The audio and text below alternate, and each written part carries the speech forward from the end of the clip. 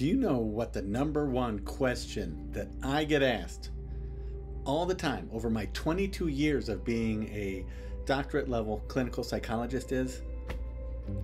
The number one question I get asked is, am I crazy? Yep. Even at parties, social gatherings, that's what I get asked. What's the second most common question that I get asked? Can you think about that one? The second one is, how do you do it? How do you go and listen to people's problems all day and then go home and feel normal? Well, I thought I would talk about that today in this video. So what I want to talk about is what I do as a professional, a 22-year professional in the field of clinical psychology. And that means I've had over 30,000 sessions with clients just like you, just like other people, from all walks of life, going through all sorts of issues. And I'm still here and I'm still sane, a little bit. So, in the spirit of coffee talk, right? Let's talk about what I do, and maybe some of this will help you in your life so that you can stay sane and you can feel healthy and you can not be depressed and anxious all the time. Let's talk about that.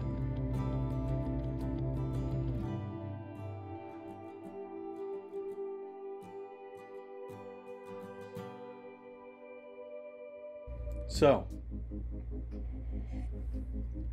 the first thing that I do to stay healthy is I learn to leave my work at work. Now, what do I mean by that? What I mean is my work is so intense sometimes. I've worked with Army veterans. I've worked with a gentleman who did 3 tours of duty in Afghanistan. 3 tours of duty as a Marine sniper, and listened to some pretty horrible things. I've listened to trauma stories that I won't share here, that are mind-numbing, that are profoundly sad, that are tragic. How do I do that? How do I leave work at work? Well, what I do is I come up with a ritual, a system, so that once I've gathered up my things and I've left my office and I get in the car, I go from being Dr. Leif Smith to being Leif Smith. The transition occurs from office to car, really, is what happens.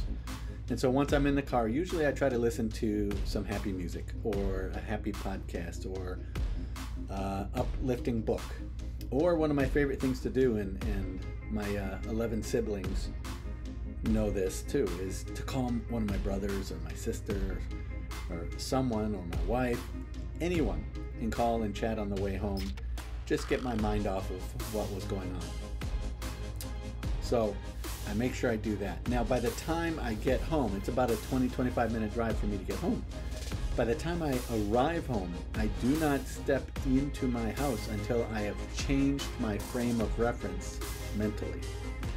In other words, I'm going from being a professional to being a father and a husband and a citizen of the world.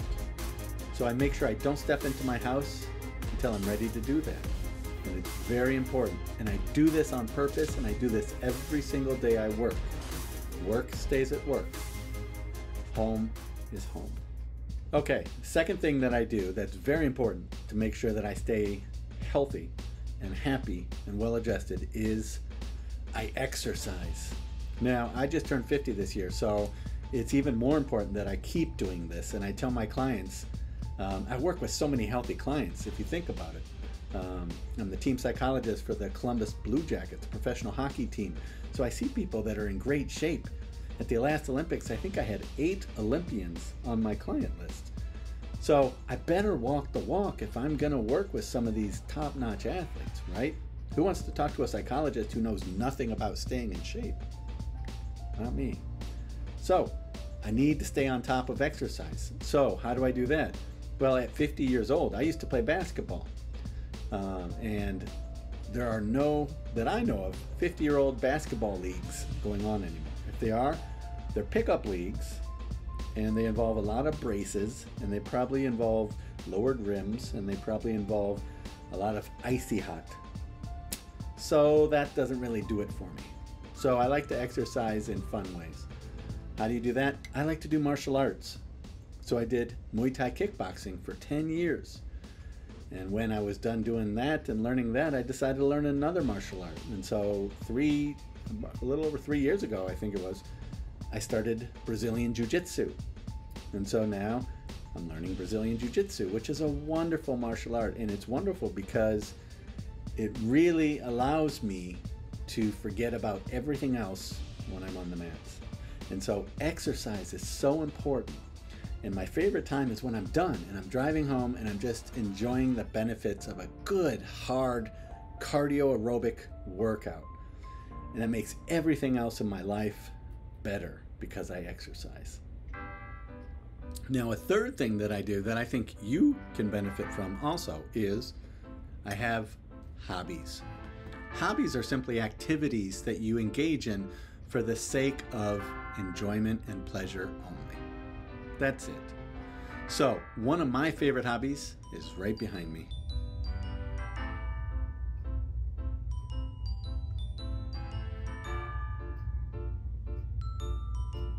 I love to read. If you can't tell, and if you can't tell from my previous videos, I am a bibliophile. I'm obsessed with reading. I'm obsessed with gathering new information, learning new viewpoints on a topic, learning new topics in general. So I love to read, and particularly this year I've learned to reread, because in the past I usually read about 50 books a year, which I know that's a lot, right? But I'm focusing more on rereading books this year. So I'm taking books I've read before and reading them for a second time or a third time.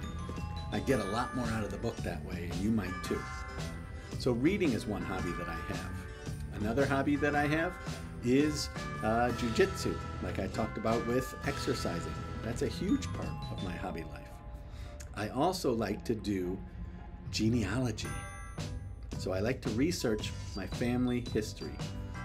Now, genealogy is one of those hobbies that's difficult because once you start it, and all the genealogists out there know this, once you start tracing one part of your family line and going back, it's a rabbit hole that never ends, especially when you get some good chunks of information.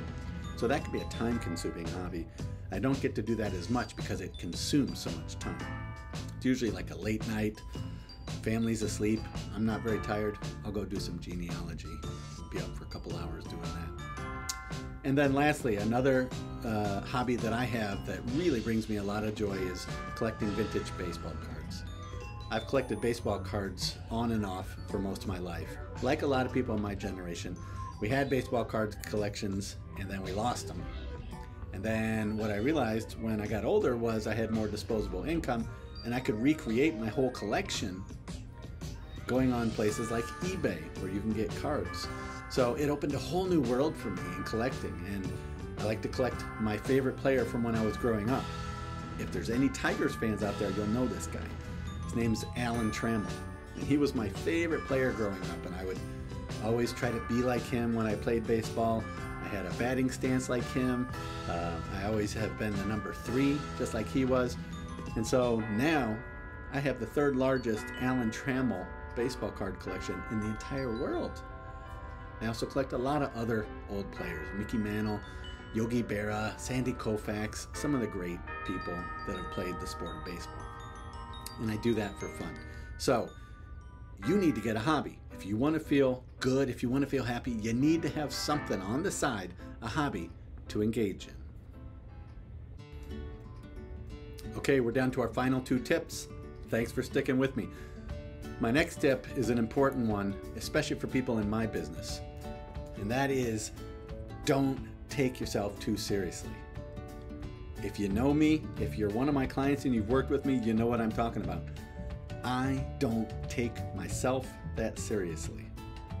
In other words, I take my work very seriously. I love helping people. I love that people trust in me to help them change their lives, and I take that so seriously. Outside of that, I'm a dummy. I'm a goofball. I am so silly. Ask my wife and kids. What it means is I don't take myself too seriously. A lot of people in my profession psychologists, doctors, MDs, psychiatrists, we take ourselves way too seriously, right? I don't take myself that seriously. I joke around, I poke fun at myself, I make a lot of mistakes. I try to be honest about those mistakes, and I try to be upfront about them with my clients because I want to model for them that they don't have to be perfect either. But one thing you can take from this tip, you also don't need to take yourself that seriously. In fact, none of us are going to make it out alive. I'm sorry to say, but within 100 years, everybody that's watching this video now is going to be dead.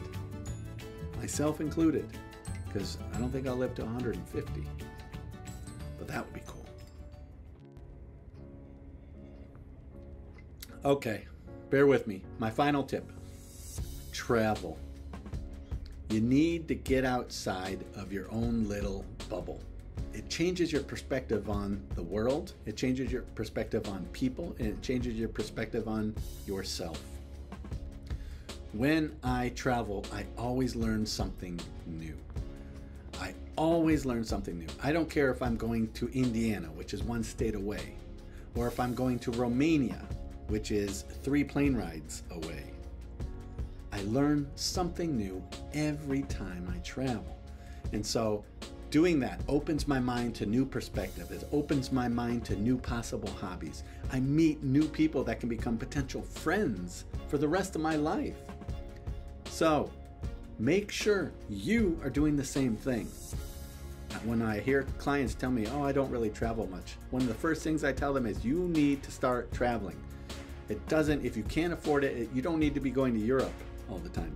You could just go 1 city over. You could go out to the mountains 2 hours away. You could go to the beach 1 hour away, but do something different. Travel, try something new. It will fire different neurons in your brain. It will be a healthier experience for you, and you'll get better perspective on life. Thanks for joining me, Dr. Leigh Smith. Maybe one of these tips will help you. I hope so. If so, tell me in the comments section below which of these tips is your favorite. Or maybe you collect baseball cards. Let me know in the comment section so we can become buddies. But thank you again for joining me on these videos. It's always my honor to spend some time with you, even if by video. And so thank you. I'll see you in the next video.